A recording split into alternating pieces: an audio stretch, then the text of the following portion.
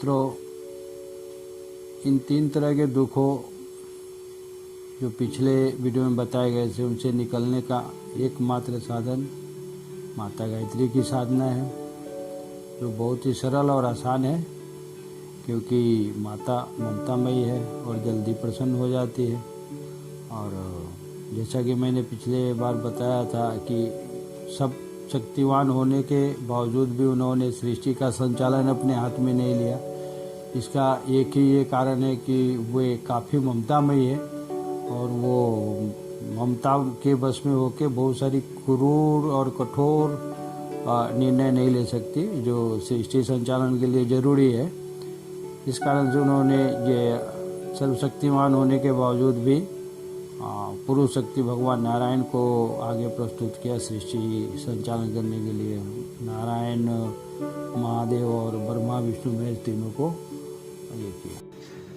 मित्रों, आपने सुना होगा कामधेनु को जो देवताओं के पास हुआ करती है और वो जो सभी देवताओं की सभी मनोकामनाओं को पूर्ण कर देती है और वो उससे उनका दुग्धोपान करके सभी देवता संपन्न, संतुष्ट और प्रसन्न रहते हैं। तो सुरलोक में कामधेनु है, लेकिन यहाँ पे पृथ्वी पर मृत्युलोक में गायत्री को ही कामधेनु कहा गया है। यह गायत्री की साधना करने से आदमी या जीव, मनुष्य, मानव पूर्ण तरह से संतुष्ट, संपन्न और सुसमृद्ध हो जाता है। तो गायत्री माता की महिमा सब चारों वेदों में गाई गई है और सब लोगों ने, सभी देवताओं ने एक सुर से उनकी शक्ति और समर्थता को ये किया, स्वीकार किया है। उसके बारे में अगर आप जानेंगे तो सभी ऋषियों ने उनकी बहुत ही प्रशंसा की है वेदों में, सब जगह पे। मित्रों, गायत्री मंत्र में 24 अक्षर है जो अपने अंदर के 24 शक्तियों को जागृत कर देती है। तो गायत्री मंत्र आप कभी ऐसे भी गायत्री मंत्र का एक बार उच्चारण करके देखिए, आपके अंदर से पूरी ध्वनि कंपन होने लगती है और जो अंदर पूरे सभी तारों को झंझीकृत कर देती है। तो आप अगर इसका उच्चारण सही ढंग से करें तो ये आपको सर्व दुखों से, त्रिविध दुखों से निवारण, आपका त्रिविध दुखों का निवारण कर देंगी। और सही ढंग से किया जाए, सतत किया जाए तो जीवन के सारे क्षेत्रों में आपको सफलता दिलाने में सक्षम है ये मंत्र। गायत्री माता के महिमा का वर्णन करना मनुष्य के सामर्थ्य की बाहर की बात है। ये कोई बहुत ही मुश्किल बात है। इतनी उनकी महिमा है कि जैसे ईश्वर की महिमा का कोई वर्णन करना मुश्किल है, तो ईश्वर और गायत्री में कोई भेद नहीं है। भगवान श्री कृष्ण ने गीता में ये भी कहा है कि इसमें छंदों में गायत्री मैं ही हूँ। तो ये भगवान ने भी उनको माना है और सभी देवताओं ने माना है। इस संबंध में एक वाकया मेरे जीवन में का मैं बताऊंगा, जो मेरे लाइफ में प्रत्यक्ष अनुभव हुआ है। कि एक बार मैं दीक्षा, पहले शुरुआत में मैंने गायत्री मंत्र का बहुत ही जप किया था और करता था। ऐसे मानसिक जप, चलते फिरते, उठते, खाते पीते, कैसे भी आप कर सकते हो। मुंह से आवाज़ नहीं आना चाहिए और अंदर ही अंदर जप चालू होना चाहिए। ऐसे जप में कोई दोष नहीं है, वो मैं आगे बताऊंगा कि जप किस तरह से करना है, कौन कौन सा करना है और क्या करना है, नहीं करना है। तो उस समय मैं एक वाकया ऐसा बता रहा हूँ कि जो मेरे लाइफ में घटी थी और प्रत्यक्ष है मेरा अनुभव उसमें। तो मैं एक बार गया था किसी अपने काम से, एक डॉक्टर के यहाँ, साहब के यहाँ बैठा था। तो वहाँ पे बिना काम के ऐसे ही, मतलब खाली भेंट मुलाकात करने के उद्देश्य से गया था। तो थोड़ी देर बैठ के वहाँ से निकल लिया। थोड़ा उनका पेपर वगैरह जो रखा था उनके टेबल पे, वो थोड़ा उलट पलट कर देख के आ गया। तो आया तो मैं, मेरे शहर के नज़दीक में उनके क्लिनिक से थोड़ी दूरी पे एक साईं बाबा का मंदिर आता है, तो मैं अक्सर वहाँ जाया करता था। मेरे पास समय था, कुछ काम ज़्यादा नहीं था, तो मैं वहाँ पे जाके थोड़ा मंदिर में बैठ गया।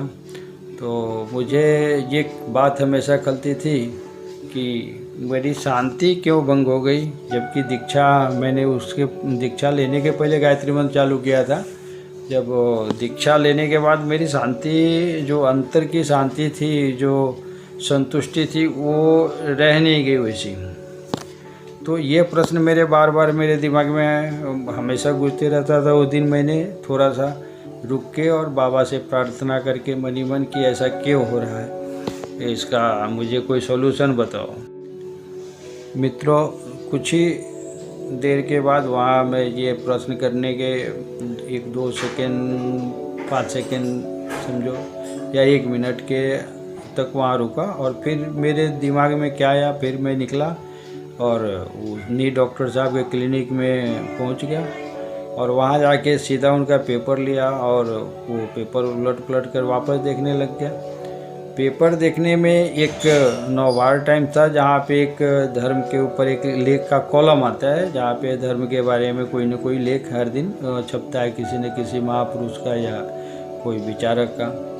तो उसमें एक जो लेख छपा हुआ था उसमें लिखा हुआ था कि गायत्री ही ब्रह्म है और गायत्री मंत्र की महिमा लिखी गई थी और उसमें ये बात भी बताया गया था कि गायत्री मंत्र ही केवल बिना गुरु के आपको आत्म साक्षात्कार कराने में सक्षम है।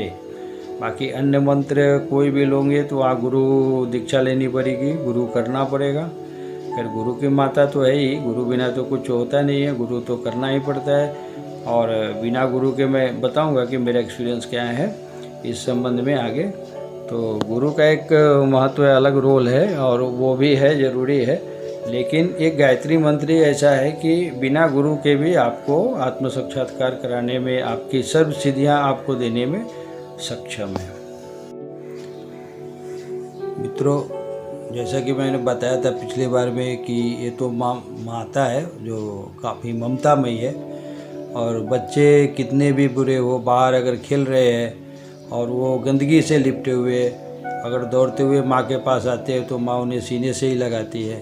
तो ममतामयी माँ है, आपके सारे कमियों को, त्रुटियों को माफ़ कर देने की उनमें शक्ति है, वह था ममता का सागर है। तो इसमें कोई भी शंका मत रखिए कि मुझे कोई गलती हो गई, तो कुछ गलती नहीं होगी। आप जब चालू कीजिए सारी गलतियाँ आपकी धीरे धीरे निकल जाएंगी। तो ये इसके बारे में आप वो जब चालू रखिए, आज से ही शुरू कर दीजिए, जब आरंभ कर दीजिए और देखिए धीरे धीरे क्या रंग लाती है। मित्रों, अपने शास्त्रों में कुछ भी गलत नहीं बताया गया है, भेदभाव कुछ बताया नहीं गया, लेकिन कुछ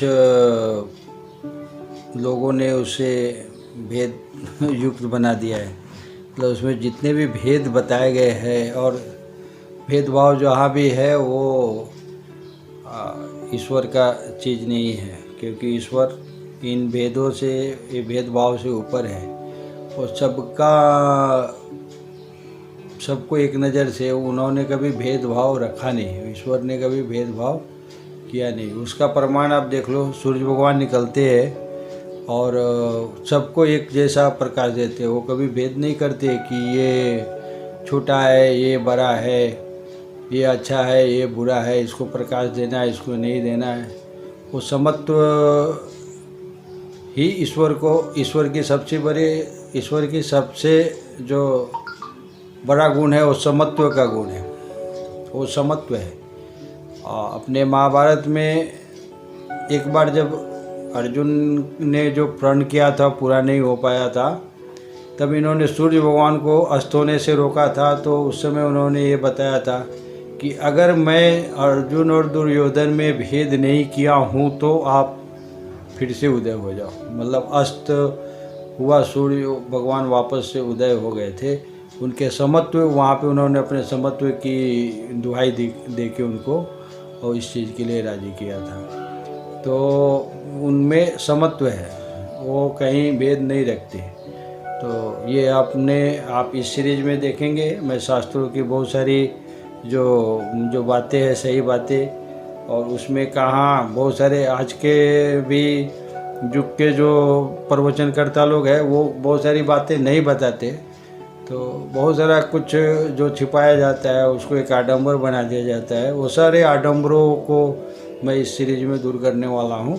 तो आप उस पर बने रहिएगा, बहुत कुछ सीखने को मिलेगा इस सीरीज में आपको। तो थोड़ा बने रहेंगे तो अच्छी बात है। अगर आपको अच्छा लगे तो इस सीरीज पे हमेशा ध्यान नज़र रखिए, देखते रहिए।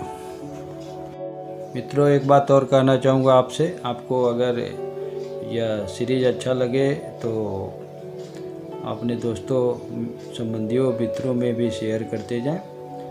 देखिए, यहाँ पे कोई बनावट नहीं है, कोई ये नहीं है, साधारण शब्दों में, आसान भाषा में जो हमारा पर्सनल एक्सपीरियंस है वो, और कुछ शास्त्रमत चीज़ें, जो बातें जो शास्त्रों से मैंने सीखी है और मेरे जीवन के मैं पर्सनल एक्सपीरियंस से सीखा हूँ, वो सब मैं आपको बता रहा हूँ। अगर आपको अच्छा लगे तो इसको आगे बढ़ाते जाइए। दोस्तों, फिर आज के वीडियो में इतना ही। हम लोग मिलेंगे फिर अगले वीडियो में एक नई जानकारी के साथ और एक नए विचार के साथ, एक नई भावना के साथ। तब तक के लिए वंदे मातरम।